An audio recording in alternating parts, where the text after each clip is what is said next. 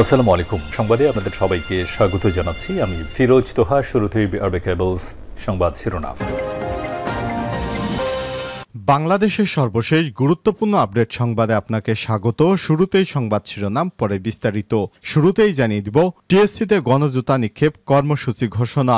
ঢাকা বিশ্ববিদ্যালয় ঢাবি টিএসসিতে গণজুতা নিক্ষেপের আয়োজন করেছে একদল শিক্ষার্থী। সাবেক প্রধানমন্ত্রী শেখ হাসিনার জন্মদিন উপলক্ষে এই কর্মসূচি পালন করা হয় বলে জানিয়েছেন তারা। ফ্যাসিবাদ বিরোধী শিক্ষার্থীবৃন্দ ঢাকা বিশ্ববিদ্যালয়ের ব্যানারে এই কর্মসূচি পালন করেন। এ সময় রাজু ভাস্কর্যের পাদদেশে শেখ হাসিনাকে জুতা নিক্ষেপের এই কর্মসূচি পালন করেন তারা। একটি জুতা নিক্ষেপ করলে একটি করে কোমল পানীয় দেওয়া হয়েছে। এরপর জানিয়ে দিব, বৈষম্যবিরোধী ছাত্র আন্দোলনে নিহত ১৫৮১ জন, বলছেন স্বাস্থ্য উপকমিটি। বৈষম্যবিরোধী ছাত্র আন্দোলনে ১৫৮১ জন নিহত হয়েছেন। আজ ঢাকা বিশ্ববিদ্যালয়ের ছাত্র শিক্ষক কেন্দ্র টিএসসিতে বৈষম্যবিরোধী ছাত্র আন্দোলনের স্বাস্থ্য বিষয়ক উপকমিটির সংবাদ সম্মেলনে সব তথ্য জানানো হয়েছে এবং এতে বলা হয়েছে এই আন্দোলনে ৩১,০০০-এর বেশি মানুষ আহত হয়েছে। জানাবো, আন্দোলনে নিহতদের মূল্যায়ন না করলে ইতিহাস আমাদের ক্ষমা করবে না, বলেন বিএনপির ভারপ্রাপ্ত চেয়ারম্যান তারেক রহমান। এদিকে শিল্প কলকারখানার অসন্তোষ এড়াতে নেতাকর্মীদের পাহারা দেওয়ার আহ্বান মির্জা ফখরুলের। বিএনপির মহাসচিব মির্জা ফখরুল ইসলাম আলমগীর বলেছেন, ক্ষমতায় থাকার জন্য শেখ হাসিনা দেশের সব রাষ্ট্র ব্যবস্থাকে ধ্বংস করে দিয়েছে। বিশেষ করে পুলিশ বাহিনীকে ব্যবহার করেছে, তাদের দিয়ে গুলি করিয়ে, মিথ্যা মামলা দিয়ে জেলে নিয়ে নির্যাতন করে, অকথ্য অত্যাচার করে দেশকে ভীতির রাজ্যে পরিণত করেছিল। ছাত্র শ্রমিক জনতার আন্দোলনে শেখ হাসিনা পালিয়ে যায়, এদেশের মানুষ হাঁপ ছেড়ে বেঁচেছে। এখন গার্মেন্টস শিল্প কলকারখানায় ধ্বংসের পায়তারা করছে তারা। এদের হাত থেকে গার্মেন্টস শিল্পকে বাঁচাতে নেতাকর্মীদেরকে পাহারা দেওয়ার আহ্বান জানিয়েছেন তিনি। জানাবো, ভারতের গজলডোবা বাদ দিয়ে ছেড়েছে পানি ভারত। বাংলাদেশে আসছে এই পানি। কি হবে বাংলাদেশের? বাংলাদেশ কি তলিয়ে যাবে? এ বিষয়ে গুরুত্বপূর্ণ সংবাদ জানাবো, সঙ্গেই থাকুন। এবং সর্বশেষ জানিয়ে দিব, লেবাননে দ্রুত স্থল অভিযান শুরু করবে ইসরায়েল। দখলদার ইসরায়েলি বাহিনী হিজবুল্লাহর প্রধান নেতা হাসান নাসরুল্লাহকে হত্যা করেছে। এবার তারা স্থল হামলা চালাবে। লেবাননে গাজার মতো যদি স্থল হামলা চালায়, তাহলে গাজার মতো আবারও ধ্বংস করে ফেলবে লেবাননকে। প্রিয় দর্শক, এতক্ষণ শুনছিলেন সংবাদ শিরোনাম, এবারে বিস্তারিত। তবে তার আগে বন্ধুরা, অনুরোধ থাকবে এই সংবাদটিতে একটি লাইক দিন। এই চ্যানেলে আপনি নতুন হয়ে থাকলে আমাদের সংবাদটি দেখতে দেখতে চ্যানেলটি সাবস্ক্রাইব করে রাখুন। কমেন্ট করে আপনার মূল্যবান মতামত জানিয়ে দিন বন্ধুরা, আপনি বিশ্বের কোন দেশ থেকে বা বাংলাদেশের কোন স্থান থেকে আমাদের সংবাদটি দেখছেন এবং শুনছেন। এবারে বিস্তারিত। টিএসসিতে গণজুতা নিক্ষেপ কর্মসূচি ঘোষণা। ঢাকা বিশ্ববিদ্যালয়ের ঢাবি টিএসসিতে গণজুতা নিক্ষেপের আয়োজন করেছে একদল শিক্ষার্থী। সাবেক প্রধানমন্ত্রী শেখ হাসিনার জন্মদিন উপলক্ষে এই কর্মসূচি পালন করা হয়েছে বলে জানিয়েছেন তারা। শনিবার ২৮শে সেপ্টেম্বর বিকেলে টিএসসির রাজু ভাস্কর্যের পাশে এই জুতা নিক্ষেপের আয়োজন করা হয়। ফ্যাসিবাদ বিরোধী শিক্ষার্থীবৃন্দ ঢাকা বিশ্ববিদ্যালয় এর ব্যানারে এই কর্মসূচি পালন করা হয়। এ সময় শিক্ষার্থীদের খুনি হাসিনার বিচার চাই সহ বিভিন্ন স্লোগান দিতে দেখা যায়। এক ভিডিওতে দেখা যাচ্ছে, আয়োজকদের একজন বলছে, স্বৈরাচারকে জুতা মারুন, কোকমোজো জিতে নিন। এ সময় যারা জুতা মারছেন তাদের তরল পানীয় দেওয়া হচ্ছে। জুতা নিক্ষেপ করা একজন নারী বলছিলেন, আরো জুতা মারার ইচ্ছা ছিল, সময় কম তাই পারিনি, আরেকটা প্রোগ্রাম আছে, সেখানে যাচ্ছি। জুতা মারার পর মোজা পেয়েছেন কিনা জানতে চাইলে তিনি বলেন, মোজা পাওয়ার জন্য জুতা মারতে আসিনি, আপনি চাইলে এটা নিতে পারেন।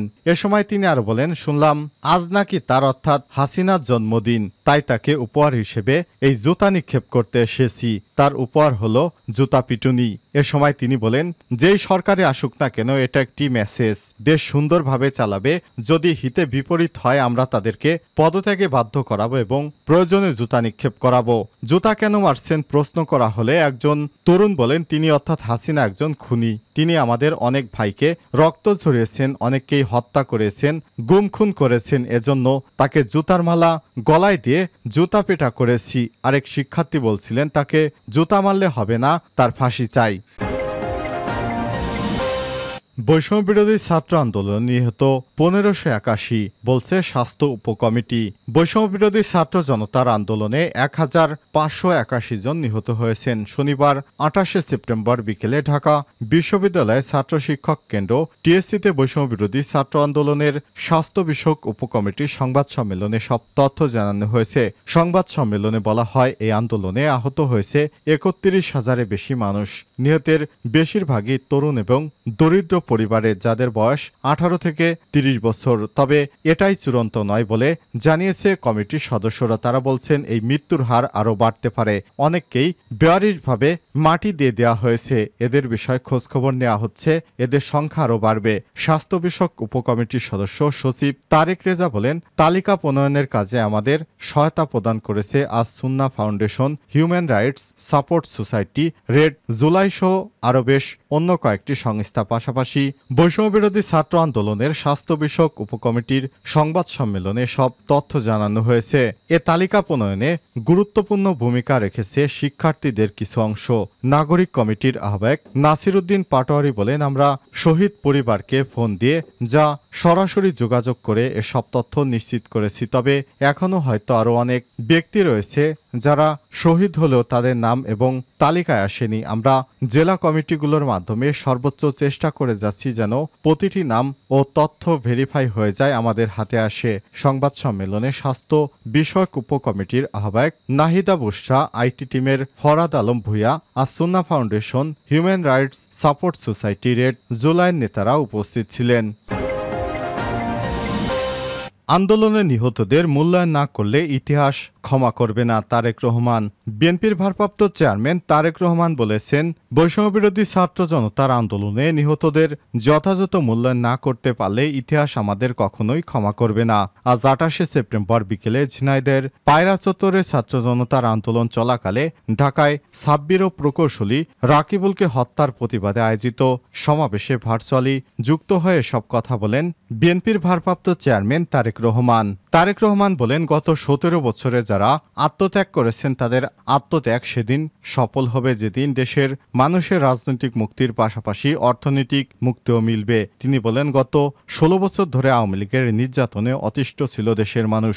জনগণের আন্দোলনে বিদায় নিয়েছে স্বৈরাচার। এই কৃতিত্ব দেশের ছাত্র জনতার। নির্বাচিত সরকারের কোনো বিকল্প নেই মন্তব্য করে তারেক রহমান বলেন, আওয়ামী লীগ সরকারের পতনের পর অন্তর্বর্তীকালীন সরকারের বিকল্প ছিল না। এ সরকারের প্রতি সমর্থন রয়েছে। এই সরকার যাতে তাদের কাজগুলো করতে পারে তাই তাদের সমর্থন দিতে হবে। স্বৈরাচার পতনের পর জনগণের প্রত্যাশা অনুযায়ী নিরাপদ বৈষম্যহীন বাংলাদেশ বিনির্মাণে দেশবাসীকে ঐক্যবদ্ধ থাকার আহ্বান জানিয়ে তারেক রহমান বলেন, স্বৈরাচারের দোসরেরা এখনো প্রশাসনে রয়েছে। তারা প্রশাসনে থাকলে দেশে কাঙ্ক্ষিত সফলতা আসবে না। তাদেরকে প্রশাসন থেকে ছুঁড়ে ফেলে দিতে হবে।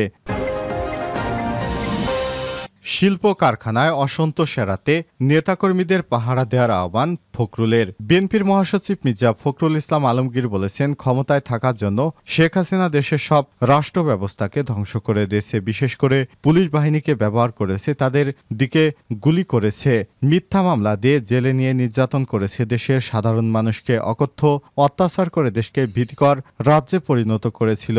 ছাত্র শ্রমিক জনতার আন্দোলনে শেখ হাসিনা পালিয়ে যায়, এদেশের মানুষ হাঁপ ছেড়ে বাঁচছে।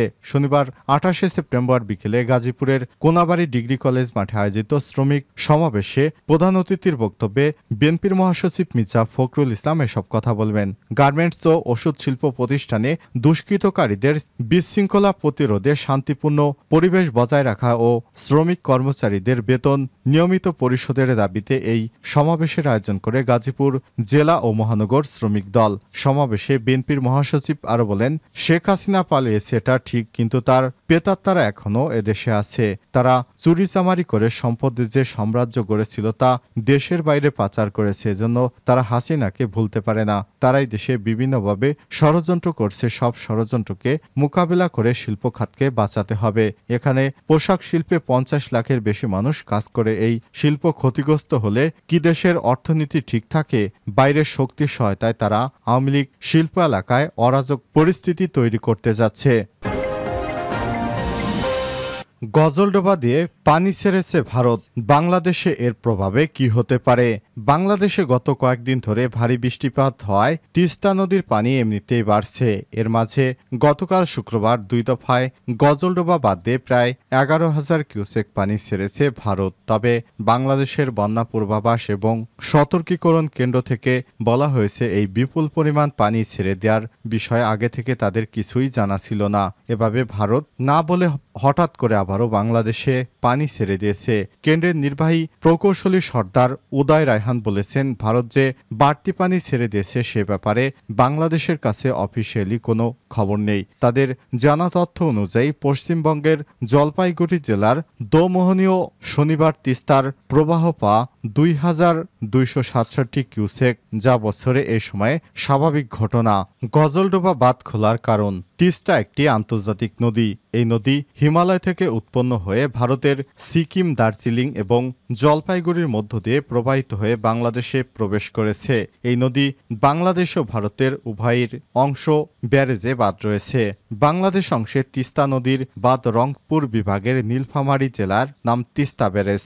ভারতের তিস্তা নদীর উপর একাধিক বাঁধ রয়েছে, তার মাঝে একটি হল জলপাইগুড়ির গজলডোবা বাঁধ। গজলডোবা তিস্তার বাঁধ নিয়ন্ত্রণ কক্ষ থেকে জানানো হয়েছে, গতকাল শুক্রবার ভারতীয় সময় রাত 8টায় প্রায় 6,000 এবং তারপর রাত 12:30টার দিকে আবারও 4,700 কিউসেক পানি ছাড়া হয়েছে।